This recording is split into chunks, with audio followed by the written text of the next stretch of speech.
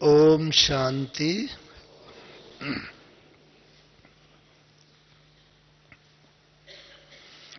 बाप दादा हम बच्चों को प्रतिदिन ज्ञान और योग की शिक्षा देकर संपूर्णता की ओर हमें आगे बढ़ाते रहते हैं। प्रतिदिन की मुरली में बाबा हम बच्चों को जो ज्ञान सुनाते हैं, ऐसा लगता है कि उसमें बहुत बहुत नवीनता है। भले चाहे साकार मुरली हो, अव्यक्त मुरली हो, रिपीटिशन हो, लेकिन ऐसा लगता है जैसे वो मुरली की कई बातें हम पहली ही बार सुन रहे हैं। और मुरली में एक विशेषता है, चाहे कोई भी मुरली सुने, बाबा जिस दिन हमें जो बात कहते हैं, जो होमवर्क देते हैं, जो श्रीमत देते हैं, यदि उसे तुरंत ही हम अमल में ला देते हैं, उसका अभ्यास कर लेते हैं उसी दिन ही, तो वो जैसे हमारा संस्कार बन जाता है, वो बात पक्की हो जाती है।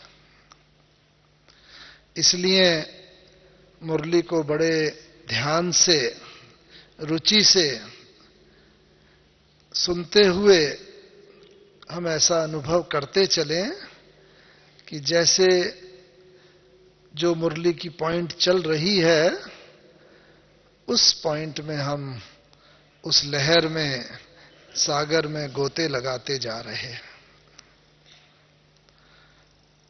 अभी पिछले 30 नवंबर को जब अव्यक्त बाप दादा आए थे, तो बाबा ने उसमें भी हमें होमवर्क दिया था। याद है कौन से होमवर्क दिए थे? कौन सा होमवर्क दिया था? देखो, अगर हर मुरली का हमें होमवर्क याद होगा, चलो सब प्रतिदिन का अगर न भी हो, लेकिन सीजन में जो बाप दादा की मुरली चलती है और उसमें जो बाबा होमवर्क देते हैं, उसके बाद हमारे पास लगभग 15-20 दिन का समय होता है। और उस होमवर्क को यदि हम प्रैक्टिस कर लेते हैं, तो हम किस श्रेणी में आ जाते हैं, किस लाइन में आ जाते हैं? श्रीमत पालन करने वालों की लाइन में।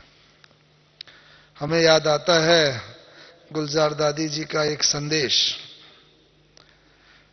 कुछ वर्ष पहले दादी ने ये संदेश सुनाया था कि एक बार दादी ध्यान में गए तो देखा कि बाबा बैठे हैं, बाबा के सामने बच्चों की, बीके बच्चों की लाइन है। 2 लाइन है तो सभी बीके, श्वेत वस्त्रधारी, बैच लगा हुआ, बस मुख पर प्राप्ति की झलक। लेकिन 2 लाइनें हैं। एक लाइन में जो बच्चे हैं बहुत खुश हैं, बहुत आनंद में हैं, मुंह पर प्राप्ति की झलक है।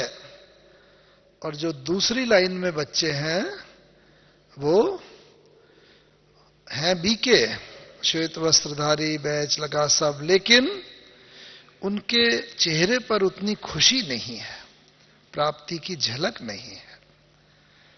तो बाबा ने पूछा, बच्ची ये 2 लाइनें कौन सी? फिर बाबा ने ही बताया, देखो, ज्ञान सुनाने वाला बाप एक ही समय पर ज्ञान सुनाते हैं, एक ही ज्ञान सुनाते हैं, सबको एक ही लक्ष्य देते हैं, लेकिन फिर भी बच्चों की 2 लाइन हो गई। तो दो लाइन कौन सी है? पहली लाइन, एक लाइन जो है वो उन बच्चों की लाइन है जो प्राप्ति स्वरूप बच्चे हैं और जिन्होंने जीवन में सदा बाबा को देखा या अपने को देखा, उन्होंने दूसरों को नहीं देखा।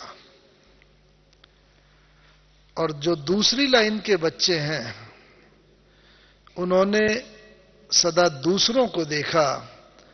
अभी कौन बना है, ये इतने 20 साल से ज्ञान में है, मैं तो अभी 5 साल से हूं, इनमें भी अभी ये कमी है तो मेरे में भी हुई तो क्या हुई, आदि आदि।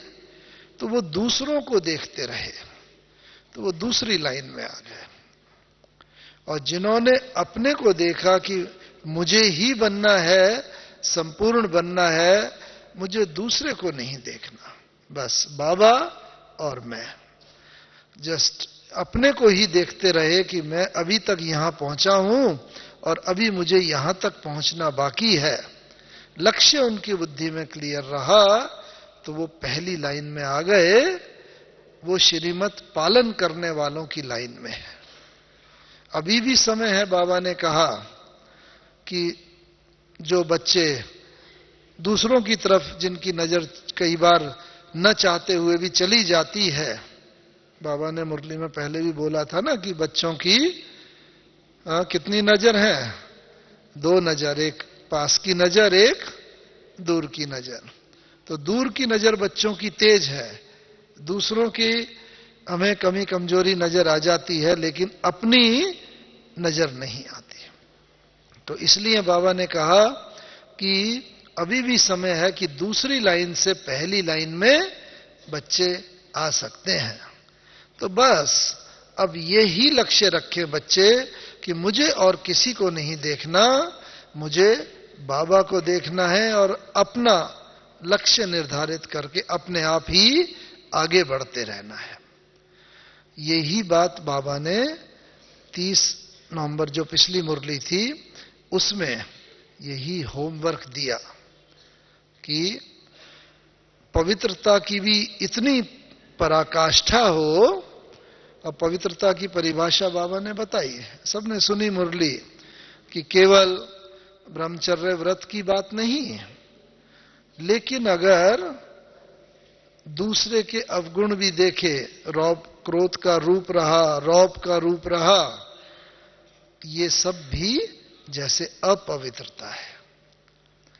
इसलिए बाबा ने कहा कि अब इस बात को पर उपकारी बनो, विश्व कल्याणकारी बनो। और वो ही पर उपकारी और विश्व कल्याणकारी बन सकता है कौन?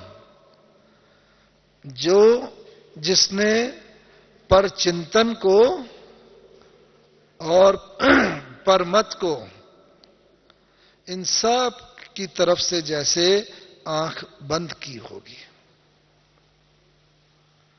तो पर दर्शन भी नहीं करना है, पर चिंतन भी नहीं और पर मत भी नहीं, उस पर भी नहीं चलना, जो कि आज का ये विषय है। तो बात होती है पर अर्थात क्या? पर माने क्या? अक्सर हम समझ लेते हैं दूसरे, यानी दूसरे की मत, दूसरे का दर्शन, दूसरे का देहदारी का, किसी का चिंतन, यही पर चिंतन पर दर्शन है। लेकिन बाबा तो इससे भी सूक्ष्म ले जाते हैं। क्या ले जाते हैं बाबा? पर अर्थात अपना शरीर, ये शरीर भी मेरा नहीं है, मैं आत्मा हूं। जो बाबा ने कहा मैं शुद्ध आत्मा हूं, ये शरीर भी मुझे पार्ट बजाने मिला है।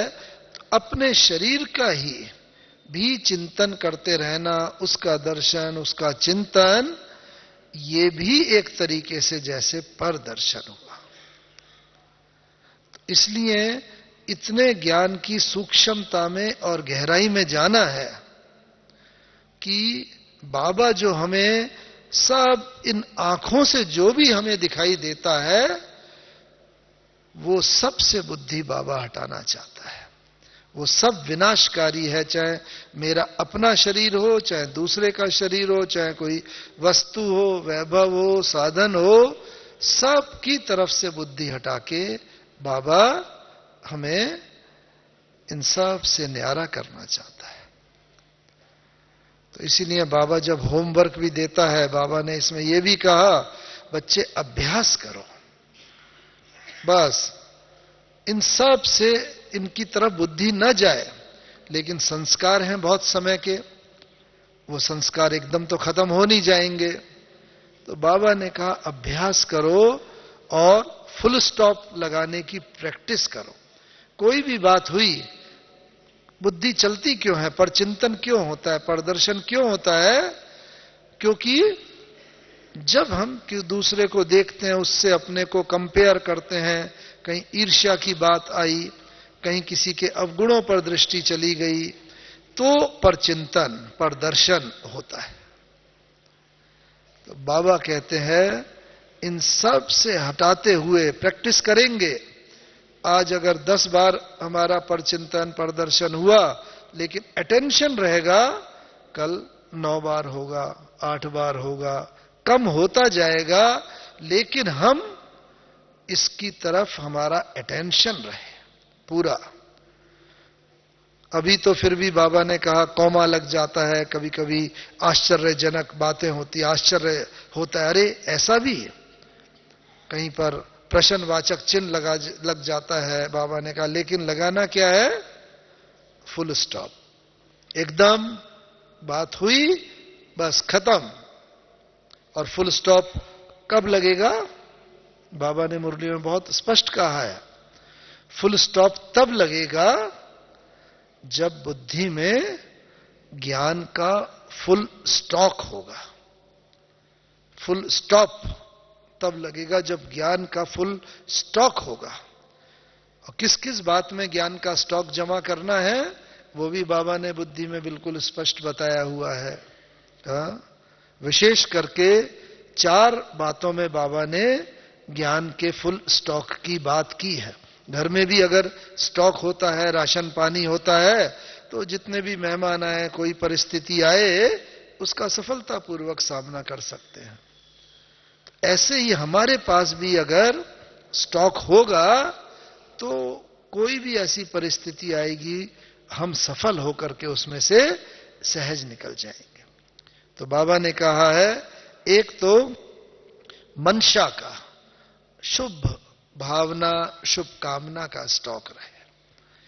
हर एक के प्रति कोई बात हो, उधर से तुरंत बुद्धि निकाल करके बस ये ले आए। होता क्या है, हमारा संसार अब बहुत छोटा हो गया है। बाहर की दुनिया वाले कोई बात करेंगे, कोई बात होगी, हम चला लेंगे, ये तो अज्ञानी है, ये तो संसारी है, इसने ये बात करी, हमें महसूस नहीं होगी।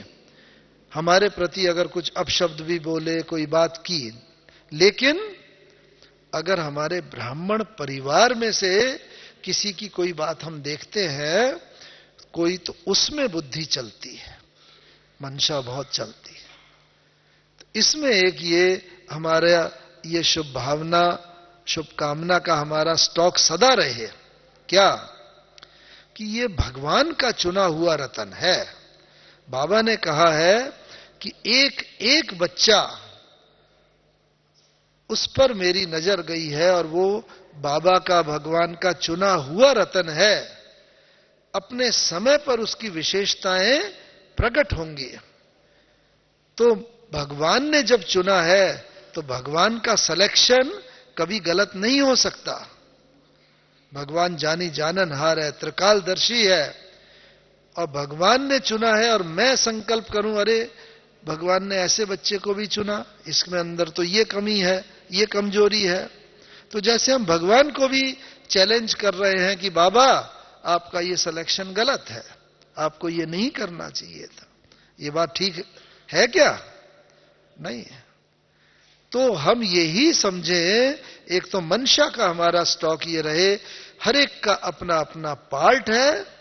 वर्तमान समय ये पार्ट चला, इसका बज रहा है, लेकिन ये आत्मा है तो वो ही सतयुगी सर्वगुण संपन्न 16 कला संपूर्ण बनने वाली आत्मा है, फिर से बन रही है, तो हम त्रिकालदर्शी की दृष्टि से उस आत्मा को देखें, न कि केवल वर्तमान की नजर से।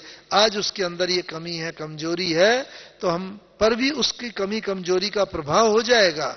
लेकिन अगर हम उसे संपूर्णता की नजर से देखेंगे हर आत्मा को, तो वो हमें सब दिव्य आत्मा नजर आएगी। देखो बाबा यही तो करते हैं। अव्यक्त बाप दादा के सामने जब भी जाते हैं, बस हमारे में 50 कमी भी होंगी, लेकिन एक अगर गुण है, शक्ति है, बाबा उसी गुण और शक्ति को लेके हम बच्चों को आगे बढ़ा देता है।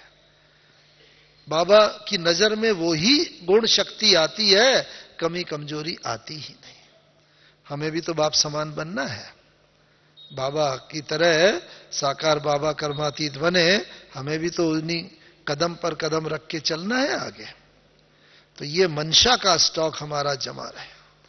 इसी तरह वाचा का हमारा एक एक शब्द ऐसा शक्तिशाली हो, जो बाबा कहता है ऐसे दाता बनो आप तो बच्चे, कोई भी आत्मा जो आपके सम्मुख आए वो खाली हाथ न जाए।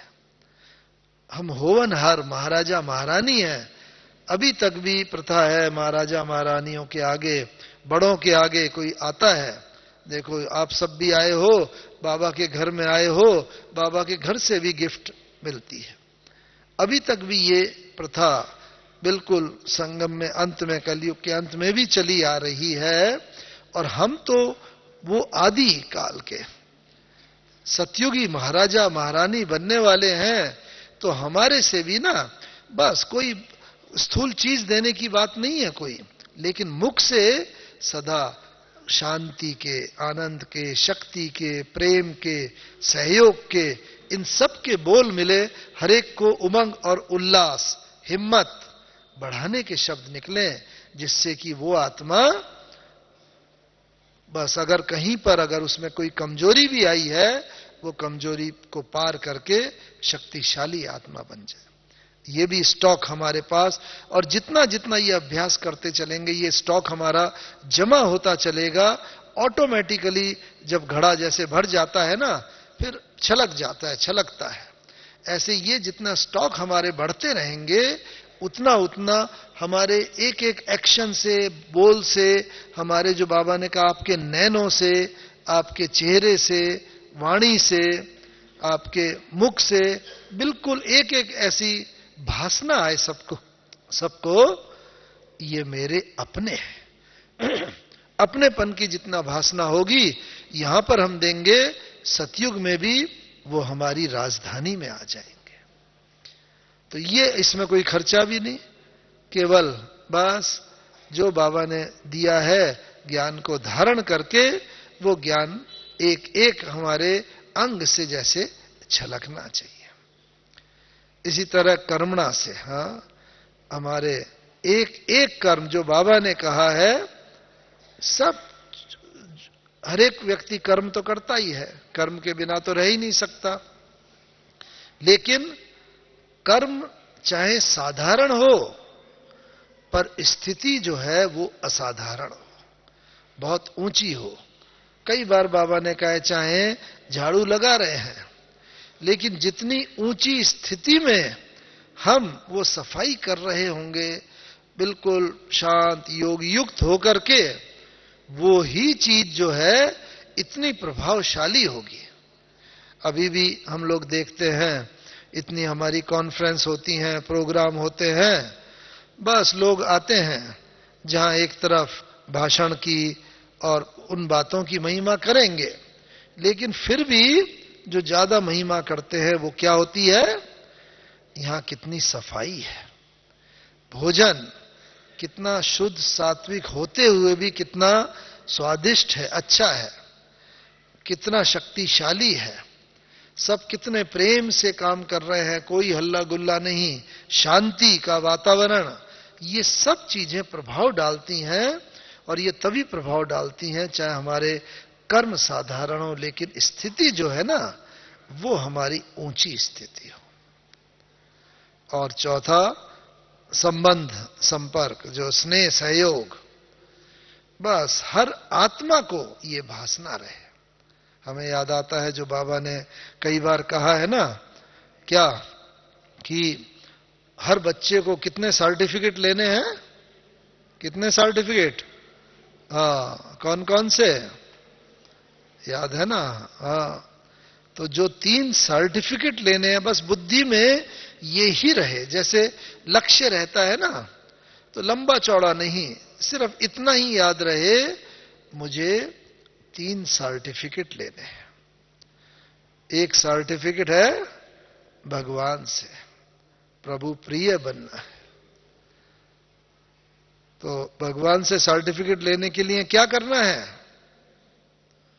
बहुत बातें बाबा ने बताई हैं, लेकिन केवल एक एक बात याद रखेंगे, सिर्फ एक, तो सर्टिफिकेट ऑटोमेटिकली प्राप्त हो जाएगा। हाँ? तो प्रभु का सर्टिफिकेट किन्हें मिलता है? भगवान का दिल कौन जीतते हैं? भगवान किस पर राजी रहता है? हाँ, अब तो बताओ कौन सा स्लोगन है? सच्चे दिल पर साहब राजी। बस भगवान को राजी अगर करना है ना, तो हम सच्चे और साफ रहें, अंदर एक बाहर दूसरा नहीं, सच्चाई और सफाई। बस एक अगर ये गुण है तो भगवान हम पर राजी है ऑटोमेटिकली। लेकिन उसकी पहचान क्या होगी उस व्यक्ति की, कि ये सच्चा और साफ है। हम सभी कहते हैं हम सच्चे साफ है, लेकिन पहचान क्या होगी? जो बाबा ने दूसरा स्लोगन और दिया है, हाँ, कौन सा? सच तो बिठो नाच। यानी कि जो सच्चा होगा ना, वो क्या होगा, उसके क्या प्रदर्शन होगा? खुशी में जैसे नाचता रहेगा। उसके चेहरे से, चलन से, हर एक्टिविटी से इतनी प्राप्ति की अनुभूति हर एक को होगा, पता नहीं इन्हें क्या मिला है, क्या लॉटरी मिली है, कितनी खुशी है। तो जब वो इसी चीज में ही एंगेज रहेगा, खुशी में, प्राप्ति में, नशे में, तो उस पे टाइम होगा परचिंतन का, परदर्शन का, परमत का।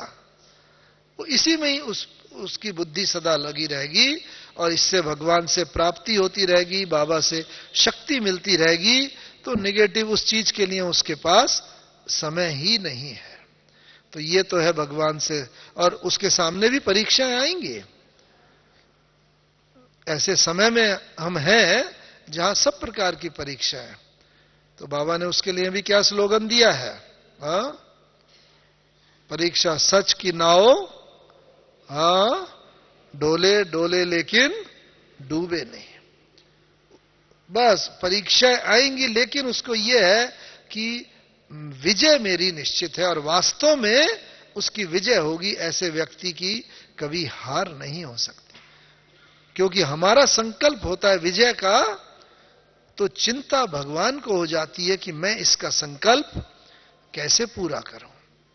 संकल्प हमारा, चिंता भगवान को। चिंता यानी भगवान उसको शक्ति देता है। हमारे शास्त्रों में भी, महाभारत, उन सब में कहानी मिलती है ना, कि जब अर्जुन था, कौरव पांडव का युद्ध हो रहा था, अर्जुन का बेटा कौन था? अभिमन्यु। तो उसको चक्रव्यूह की भेदने की तो शिक्षा थी, लेकिन बाहर निकलने की शिक्षा नहीं थी। इसलिए चक्रव्यूह में वो कौरवों के व्यूह में चला तो गया, लेकिन वहां पर कौरव सेना ने उसे घेर करके मार डाला। तो जब अर्जुन को पता चला कि भाई ओहो, मेरे पुत्र का वध हो गया है, तो उसको, भाई पुत्र मोह तो होता है, जैसे पुत्र मोह में बहुत व्याकुल हो गया, और उसने तुरंत ही ये प्रण कर लिया कि कल शाम तक जिसने उसे मारा है, जयद्रथ करके महारथी था, उसने मारा है, तो अगर कल शाम तक मैं उसका वध नहीं कर सका, उसे मार दूंगा, और नहीं अगर बदला ले सका तो मैं अपने प्राण त्याग दूंगा। अब संकल्प उसने लिया। कौरव सेना भी बड़ी खुश हो गई, चलो अर्जुन ने ये संकल्प लिया है, कल उसका संकल्प पूरा नहीं होने देंगे। तो उन्होंने ऐसी रचना करी युद्ध की कि अगले दिन युद्ध हुआ। अर्जुन बहुत पूरे साहस से लड़ा, 20 नाखूनों का जोर लगा के, लेकिन उसके कोई भी बाण दुश्मन तक, जयद्रथ तक नहीं पहुंच रहे थे। सुबह से युद्ध शुरू हुआ, दोपहर हुआ और तीसरा पहर हुआ, शाम होने वाली थी, पसीना पसीना हो गया वो। तो चिंता भगवान को ही कैसा इसका संकल्प पूरा करे। तो फिर कहानी में आता है ना, क्या किया? भगवान ने जो विपरीत परिस्थिति थी उनको अनुकूल कर दिया, सूरज को ढक दिया टेम्परेरी, और बादल आ गए। और सब जानते हैं, जैसा कहानी में मिलता है कि सब कौरव सेना अपना सब बाण वगैरह छोड़ कर युद्ध स्थल से एकदम वहां आई। अर्जुन, अब तुम अपना जो प्रतिज्ञा की है उसे पूरा करो। अर्जुन ने भी तीर कमान रख दिया, निराश होके रथ से उतरने लगा, बैठने लगा। फिर भगवान ने परिस्थिति अनुकूल करके फिर से सूरज निकला और फिर कहा कि हे अर्जुन, अब वो रहा जयद्रथ, ये रहा तेरा तीर कमान, अब अपना संकल्प पूरा कर। और फिर अर्जुन ने अपना संकल्प पूरा किया। कहने का भाव क्या है कि बाबा भी पहले ये देखता है कि बच्चों ने दृढ़ संकल्प किया विजयी होने का, जो बाबा ने बताया। अगर बच्चों ने दृढ़ संकल्प किया और पूरा जोर लगा दिया, उस पर अभ्यास कर रहे हैं, बाबा ने जैसे कहा अमृत वेले उठ करके चेक करो मेरे में कितनी प्योरिटी है, ये पूरी एक एक चीज अगर हम बच्चे वास्तव में कर रहे हैं तो क्या होगा? तो भगवान बंधा हुआ है हमारा संकल्प सिद्ध करने के लिए, बाबा। लेकिन बाबा भी कब करता है? जब पहले देख लिया कि मेरे बच्चे ने पूरा 20 नाखून का जोर लगा के इस पर कोशिश करी, फिर भी चलो अगर नहीं हो सका तो बाबा अंत में विजय दिला देता है। तो इसीलिए पहले यह देखना है कि मैं उस लाइन में हूं श्रीमत पालन करने वालों की, या बाबा ने जो होमवर्क दिया है होमवर्क पालन करने वालों की, जो घर का काम दिया है। वो कहानी मिलती है ना, सुना होगा कि भाई एक जंगल में आग लगी तो बस सब दौड़े, अरे भाई पानी लाओ, पानी बुझाओ, ये करो। सब ये इसमें ढूंढ ही रहे थे, कर रहे थे। तो एक चिड़िया भी थी छोटी सी, तो बस उसने चोंच में पानी की 1-2 बूंद दबाई और फिर आग के पास तक आई, वहां पानी छोड़ दिया। फिर जाती थी, फिर पानी की 1-2 बूंद से ज्यादा क्या उसकी चोंच में आएगी।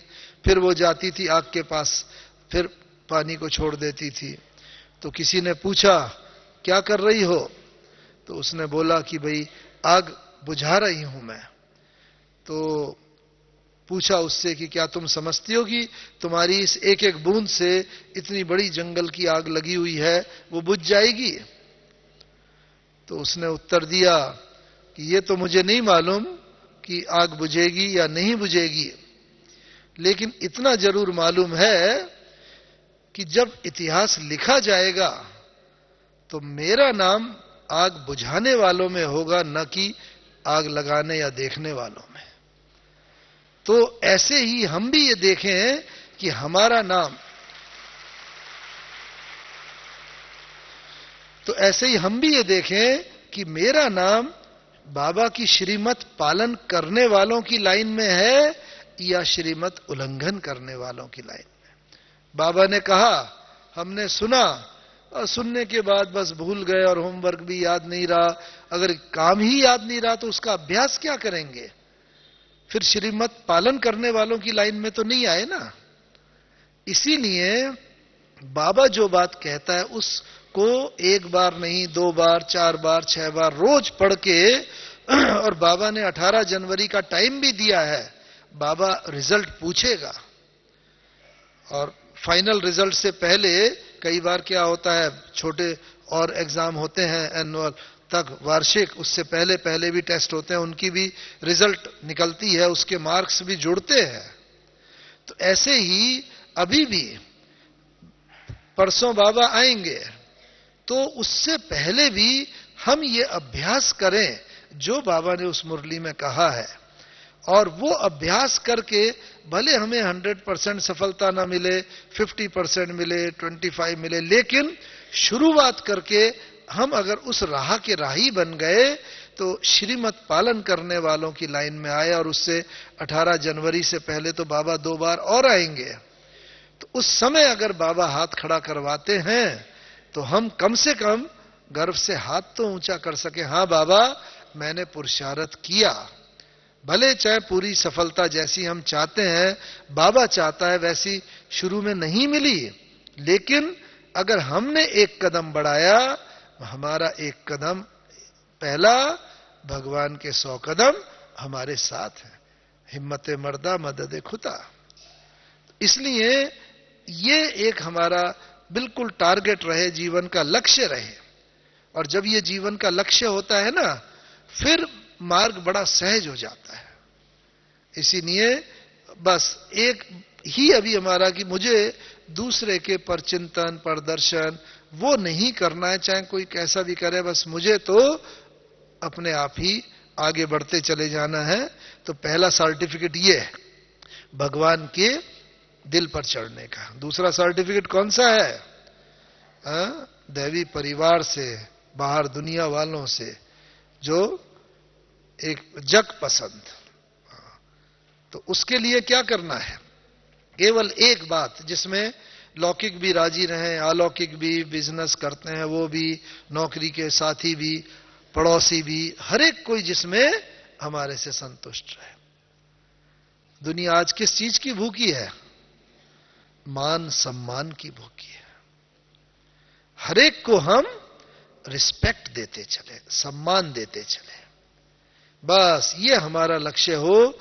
चाहे छोटा हो, बड़ा हो, नया हो, पुराना हो, गरीब हो, अमीर हो, हर एक आज मान का भूखा है। और देखेंगे कि मान देते चलेंगे तो बस आज नहीं तो कल, भले वो ज्ञान में नहीं भी है, लेकिन उनके मुंह से निकलेगा, हम चाहे ज्ञान में नहीं चल रहे हैं, लेकिन ये ब्रह्मा कुमारी वाले जो हैं बहुत अच्छे हैं, विनम्र हैं और बहुत श्रेष्ठ आत्माएं हैं, और आज नहीं तो कल वो ज्ञान में खिंचकर चले ही आएंगे हमारे व्यवहार से। तो हमारा व्यवहार ऐसा हो, सबको सम्मान, किसी को भी हमारे व्यवहार से अपमान की महसूसता ना आए।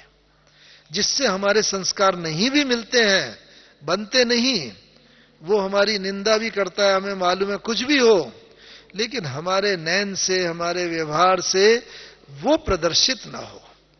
बस यही हो जितना भाई, जैसे बाबा को हम सब कहते हैं, बाबा जितना मुझे चाहता है, मुझे प्यार करता है, उतना किसी को नहीं करता।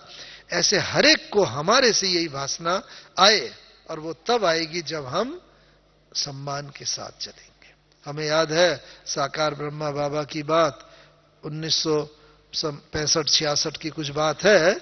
एक बार हम मधुबन में थे, तब तो हमारा परिवार बहुत छोटा था, तो दोपहर का समय था, 2-3 बजे का आराम का समय होता है, क्योंकि सब सुबह तो जल्दी उठ जाते हैं, 3:30-4 बजे।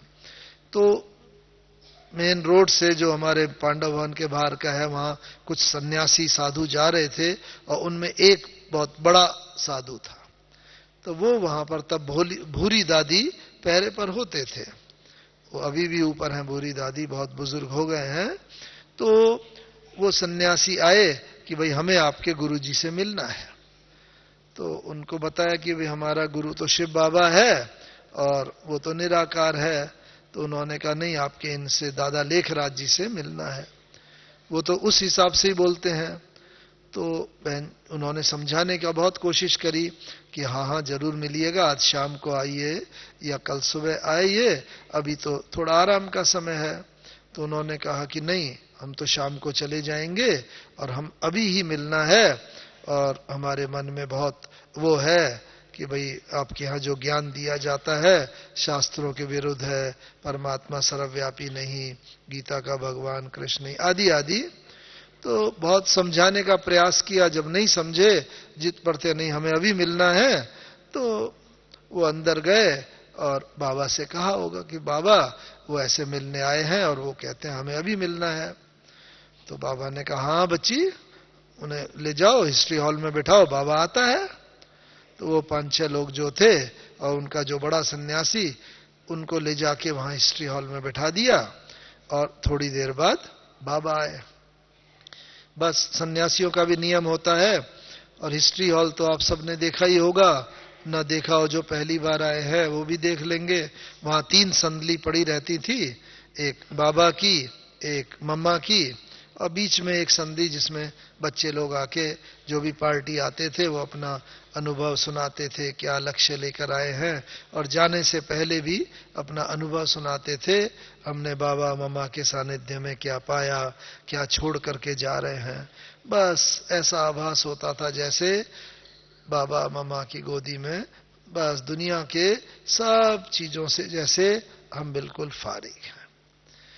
तो बस वहां वो सन्यासी लोग आए, वो लोग तो नीचे बैठ गए, क्योंकि उनमें नियम होता है कि जिस सन्यासी के या गुरु के आश्रम में जाते हैं तो उसकी जो संदली होती है, कुर्सी होती है, वो उस पर वो सन्यासी जिनका आश्रम होता है वही बैठते हैं, दूसरे नहीं बैठते, चाहे जितने भी बड़े हों छोटे हों कोई हो।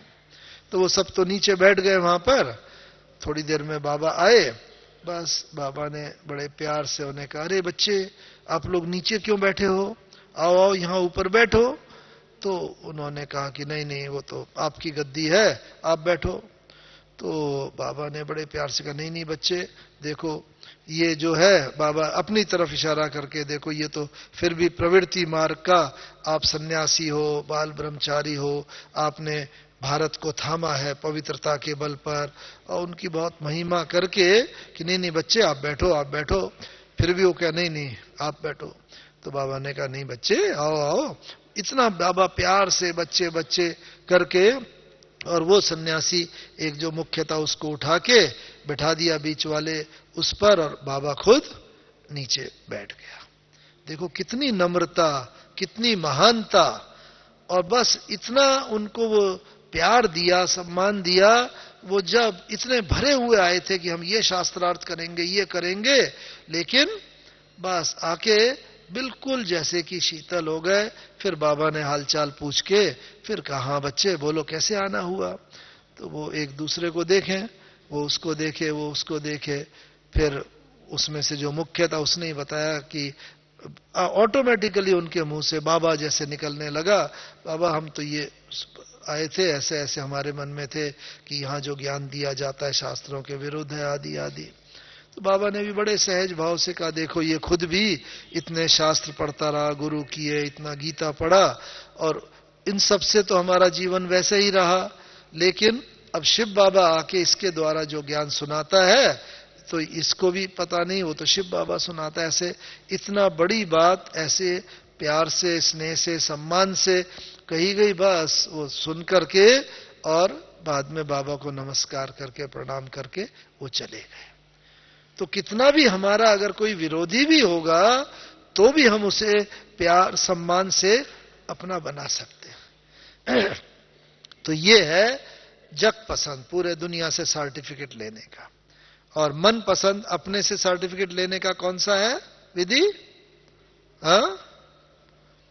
या इसको दूसरे रीति से सोचें, अपना मन कब गवाही नहीं देता, कब खिन्न होता है, कब हमारे ऊपर अपना मन खुद कहता है कि नहीं मैं इस चीज का अधिकारी नहीं हूं, उच्च पद का? कब? जब कोई भी प्रकार की अगर मर्यादा का उल्लंघन होता है हमसे, मन से, वचन से, कर्म से, कहीं से भी, तो बुद्धि में ज्ञान तो स्पष्ट है, बाबा ने सब ज्ञान दे दिया है, लेकिन वो ज्ञान होते हुए भी अगर हमारा कहीं पर भी मर्यादा का उल्लंघन होता है ना, तो फिर मन जो है गवाही नहीं देता कि हम इतने ऊंच पद के अधिकारी हैं। इसीलिए मन से सर्टिफिकेट लेना है, अपने से अगर सर्टिफिकेट लेना है तो हम ये देखते चलें कभी भी हमारा मर्यादा का उल्लंघन ना हो, संकल्प में, वाणी में, कर्म के, किसी भी चीज में। और जितना जितना मर्यादा की लकीर के अंदर हम रहेंगे, उतना उतना हमारा मन ही हमें गवाही देता चला जाएगा, हां अब हम इतने ऊंच पद के अधिकारी हैं। तो इसलिए ये प्रैक्टिस की अभी जरूरत है कि किस प्रकार से हमें अपने मन को बस नियंत्रण में रखना है। और बाबा ने भी सबसे पहले यही काम किया। जब 1936 में ना ज्ञान का शुरू हुआ, उससे पहले से ही 2-1 वर्षों से ही बाबा को एकांत रास आने लगा। एकांत में बाबा बैठते थे और बाबा की 2 डायरी अभी तक रखी हैं। और वो सुना होगा आपने, कई बार बाबा ने मुरली में भी बोला है। हाँ? तो एक डायरी में, दोनों डायरी में बाबा ने अपने हाथ से लिखा हुआ है। क्या लिखा है? पहली डायरी में बाबा ने ये पक्का किया है, मैं आत्मा हूं। और बस जहां बुद्धि व्यक्ति की जाती है ना, उसमें बाबा ने लिखा है मैं आत्मा हूं, जसोदा आत्मा है, निर्मला आत्मा है, नारायण आत्मा है। यानी कि जसोदा बाबा की लौकिक युगल का नाम था, निर्मल शांता था, निर्मला बेटी, नारायण लड़का, आदि आदि। जहां जहां व्यक्ति की बुद्धि जा सकती है, बाबा ने लिख लिख करके पक्का किया, मैं आत्मा हूं, ये आत्मा है, ये आत्मा है। और इससे क्या हुआ कि बाबा को इतना पक्का हो गया कि मैं आत्मा हूं, ये भी आत्मा है। जो भी बाबा के सम्मुख आता था ना, हम लोग जब जाते थे, बस बाबा ऐसे हाथ बढ़ा देते, आओ बच्चे, आओ मीठे बच्चे, आओ प्यारे बच्चे, बस स्वीट एकदम बाबा के चेहरे से। और बाबा खुद आत्मिक स्थिति में होता था। जैसे ही हम बाबा की बाहों में जाते थे, एकदम विदेही बन जाते थे। कितनी बार का हमारा अपना अनुभव है। बस गए और फिर बाबा देह में लाने के लिए ना, थोड़ी देर के बाद फिर ऐसे थपथपाता था, आओ बच्चे। फिर जैसे कि हम नीचे उतरते थे, क्योंकि दूसरे का भी टर्न आना था, सबको बाबा से मिलना होता था, पार्टी को। और ये तब बाबा ने सबको अनुभव कराया, जब बाबा ने पहले खुद पक्का किया, मैं आत्मा हूं, ये आत्मा है, ये आत्मा। ये तो बाबा के साथ साथ हम सब बच्चों को भी कर्मातीत बनना है, तो एक तो हम ये पक्का करें। और बाबा की दूसरी डायरी में क्या लिखा हुआ है? बाबा जैसे अपने मन से बात कर रहा है। बाबा ने लिखा है, हे मन, बाबा बात कर रहा है, तूने मुझे अभी तक बहुत भटकाया। मैं आत्मा राजा हूं, लेकिन तू मन ने मुझे अपने वश में करके तू इतना शक्तिशाली हो गया। तू मुझे भटकाता रहा और मैं आत्मा राजा भी तेरे पीछे पीछे चलता रहा। लेकिन हे मन, अब मैं तुझे बता देता हूं कि मैं आत्मा राजा अपनी स्वस्थिति में स्थित हो गया हूं। अब तुझे मेरे कहने पर चलना पड़ेगा, और मैं आत्मा राजा अब तेरे कहने पर नहीं चलूंगा। ऐसी बाबा बुद्धि से बात कर रहे हैं कि हे बुद्धि, तू भी मन के कहने पर, मन के पीछे पीछे चलती रही, और मुझ आत्मा राजा को भी तुमने अपने वश में कर लिया। लेकिन अब तुझे भी मेरे कहने पर चलना पड़ेगा, क्योंकि मैं आत्मा राजा अब अपनी शक्तिशाली स्वस्थिति में स्थित हो गया हूं, तुम मेरे कर्मचारी हो। तो बाबा मन बुद्धि संस्कार की दरबार लगाता था, जो बाबा ने कई अव्यक्त मुरलियों में कहा है। कई मुरलियों में बाबा ने, तुम बच्चे भी रोज दरबार लगाओ अपने मन बुद्धि संस्कारों की। देखो कहीं ऐसा तो नहीं जो भक्ति मार्ग में कह देते हैं, क्या करें, करना नहीं चाहते थे, हो गया, मन बड़ा चंचल है, ऐसे कह देते हैं ना। लेकिन अब वो समय नहीं है। बाबा यही चाहता है, मन बुद्धि संस्कार ये मुझ आत्मा राजा के वश में रहे। इसीलिए बाबा ने कहा है, ये बात को अब पक्का करो। अभी इस समय इसी बात की आवश्यकता है, इस बात को पक्का करने की। और बाबा बस उसी बात के पीछे, इसीलिए हम देखते थे बाबा जितना जितना धीरे ना, बिल्कुल जैसे पर चिंतन पर दर्शन से बाबा एकदम मुक्त हो गया था। जो बाबा अभी हम बच्चों को भी चाहता है, जो बाबा ने पाठ दिया है ना, कि अब अचानक और एवर रेडी। अचानक के पेपर में अगर पास होना है तो क्या करना पड़ेगा? सब तरफ से बुद्धि को समेटना पड़ेगा। कितना बड़ा हमारा यज्ञ, बाबा यज्ञ का रक्षक, कर्ता धर्ता। लेकिन बाबा जैसे जैसे कर्मातीत अवस्था की तरफ बढ़ते चले जा रहे थे, सब तरफ से बाबा ने बुद्धि को समेट लिया था। हमें याद है पहले जब भी बाबा के पास 1963, 64, 65 वगैरह में जाते थे, तो जब भी सेवा की बाबा सारा सुनता था, समाचार बताता था, राय देता था पत्रों में, और सब अंत तक बाबा करता रहा। लेकिन लास्ट में कुछ दिनों में देखा बाबा को थोड़ी भी बात बताते थे, बाबा कहते हाँ बच्चे, बाबा समझ गया, बाबा समझ गया।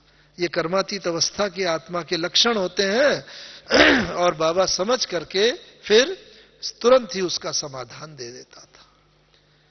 बाबा को देखा अंत के कुछ दिनों में, विशेष करके 17 और 18 जनवरी को हमें यह सौभाग्य मिला है, जब बाबा ने शरीर छोड़ा तो उस समय हम मधुबन में ही थे, बाबा के सामने ही थे। तो 2 दिन बाबा की जो अवस्था देखी, संपूर्ण कर्मातीत अवस्था, ऐसी स्थिति हम सबको भी पानी है। इसीलिए वो आपके साथ शेयर कर रहे हैं कि बाबा से हम जाते थे कई बार, 4-5 बार बाबा से मिलना हुआ 2 दिन में। तो बाबा से ये पूछेंगे, मन में कुछ संकल्प होता था, बाबा के सम्मुख जाते थे, बाबा बस जरा सा दृष्टि देता था और अच्छा बच्चे ये पूछने आए हो, अच्छा ऐसा कर लो, ऐसा हो जाएगा। बाबा प्रश्न भी बता देते थे, जो मन में है उसका समाधान भी दे देते थे। बड़ा आश्चर्य लगता था। फिर बाद में दादियों ने, दीदियों ने बताया कि देखो, जब आत्मा कर्मातीत अवस्था के निकट होती है ना, तो उसके अपने मन के संकल्पों के ऊपर संपूर्ण विजय प्राप्त हो जाती है। तो परचिंतन, परमत की तो बात ही दूर रही, अपने मन के संकल्प भी इतने उसके कंट्रोल में हो जाते हैं। इच्छा मात्रम अविद्या, इच्छाओं की भी अविद्या हो जाती है।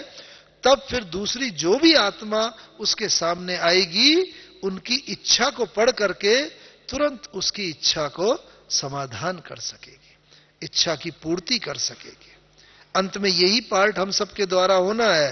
अंत में बहुत आत्मा आएंगी, बाबा कहता है रोती हुई आत्मा आए, हंसती हुई जाए, अशांत आत्मा आए, शांति की अनुभूति करके जाए, दुखी आत्मा आए, सुख का अनुभव करके जाए। और वो कब होगा, हम कब वो अनुभव करा सकेंगे आत्माओं को, जब हमने अपने मन के संकल्पों के ऊपर विजय प्राप्त की होगी।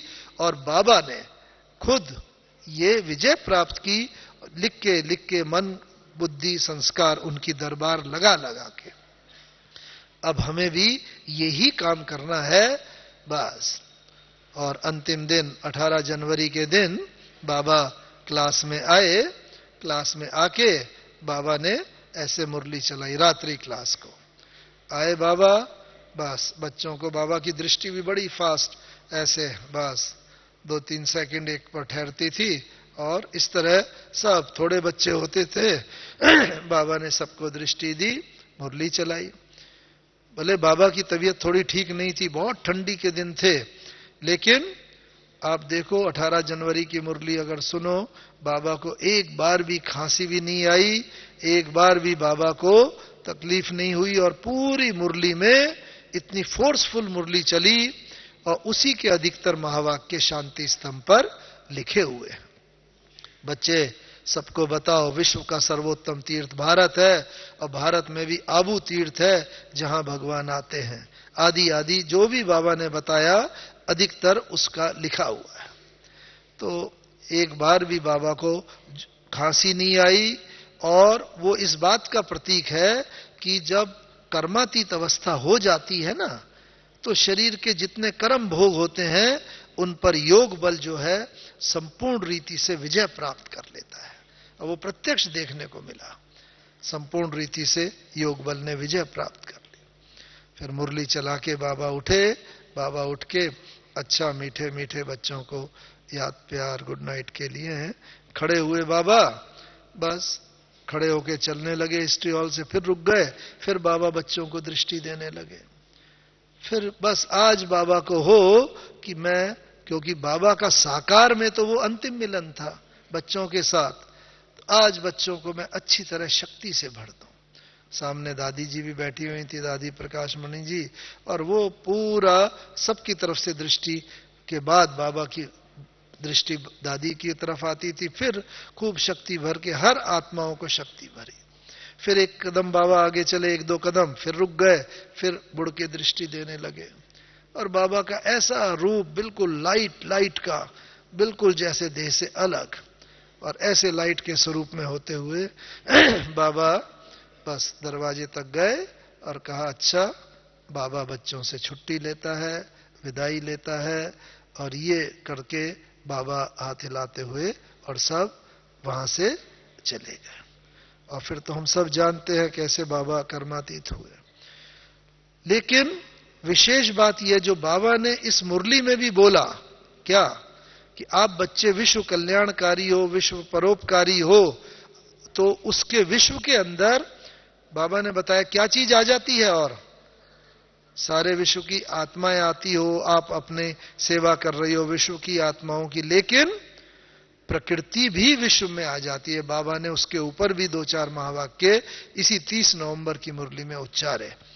तो ऐसा प्रकृति को भी आप बच्चों को पावन करना है। तो ये प्रकृति के जो तत्व हैं, जल अग्नि वायु पृथ्वी आकाश, इनको भी पावन हम करते चलें, इनके प्रति भी हमारी योग दृष्टि जाती रहे। विशेष करके ऐसे हम पवित्र प्रकंपन फैलाए कि ये पांचों तत्व भी एकदम पावन बन जाए। और ये अंत में भी दृष्टिगोचर हुआ।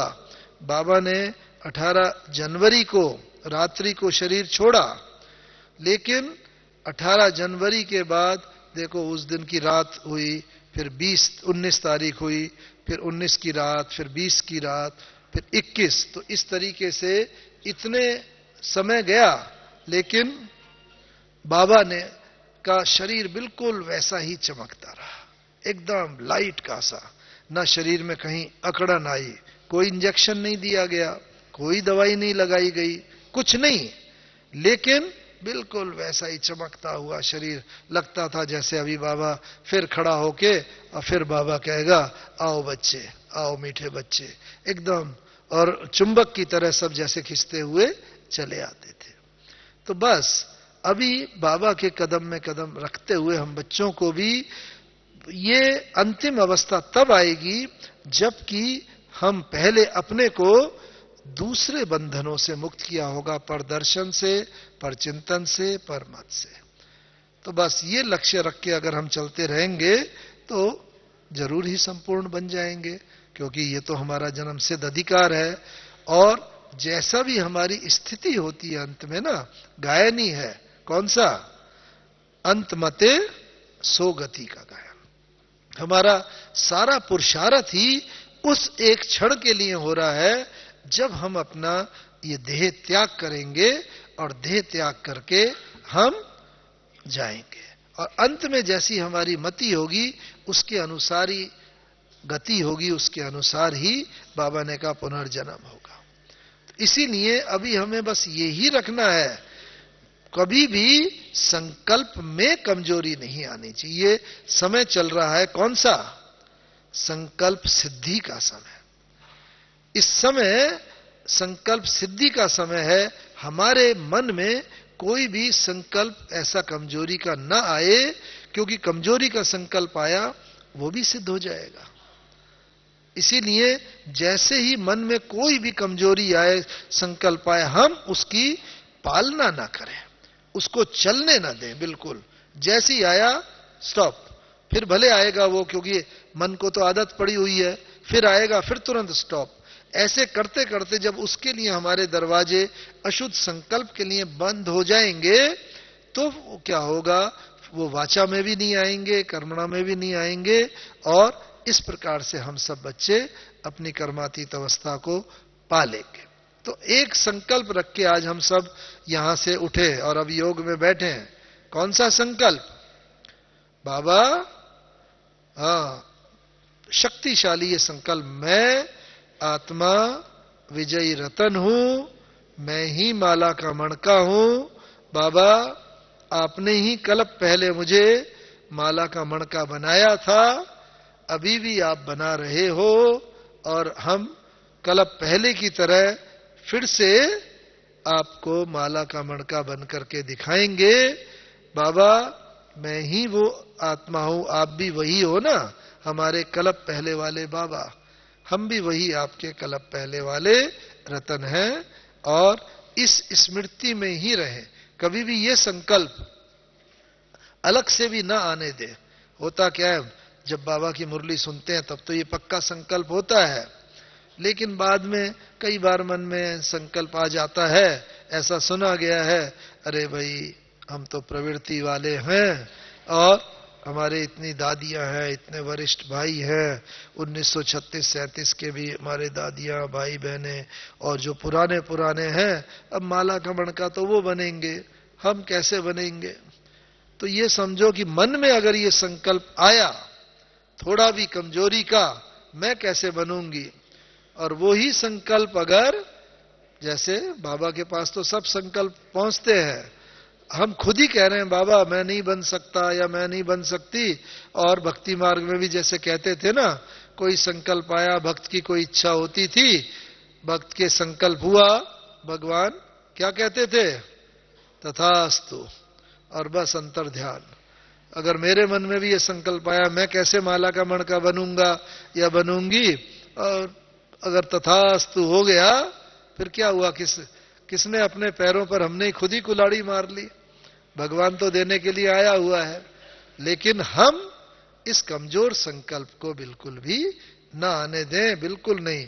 क्योंकि एक मुरली में बाबा ने बड़ा अच्छा बताया माला का रहस्य, कि मेरी माला में वंडरफुल है अंत में क्या, जब माला का रहस्य खुलेगा, क्योंकि मेरी माला में पुराने से पुराने हैं तो नए से नए भी हैं, मेरी माला में देशी हैं तो विदेशी भी हैं, कुमार हैं तो कुमारी भी हैं, अधर कुमार हैं तो अधर कुमारी भी हैं, समर्पित बच्चे हैं तो प्रवृत्ति वाले भी हैं। यही तो माला की विशेषता है। तो सबका रिजर्व्ड कोटा है। जब रिजर्व कोटा होता है ना, तो वो सीट उसी के लिए बुक रहती है, इसीलिए हर एक के लिए वो है। तो यही संकल्प रखो कि हां मेरी ही सीट है, मैं ही वो विजयी रतन हूं, बस। इसीलिए हमारे शास्त्रों में भी कहा है कि मन के हारे हार है, मन के जीते जीत। तो मन को कभी हारने नहीं दो, मन में कभी भी कमजोर संकल्प नहीं, तो विजय तो हमारा जन्म सिद्ध अधिकार है। अच्छा, ओम शांति, ओम शांति।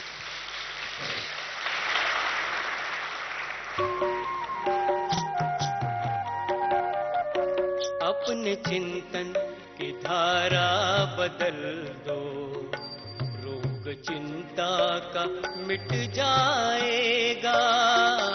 कर तपस्या करो याद शिव को, दिल को आराम मिल जाएगा। अपने चिंतन की धारा बदल दो, रोग चिंता का मिट जाएगा। अपने चिंतन की धारा बदल दो।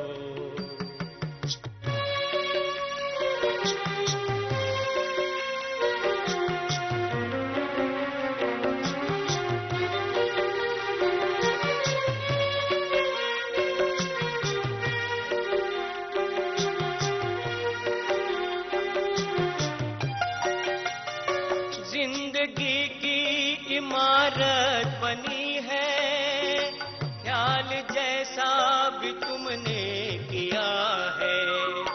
जिंदगी की इमारत बनी है, ख्याल जैसा भी तुमने किया है।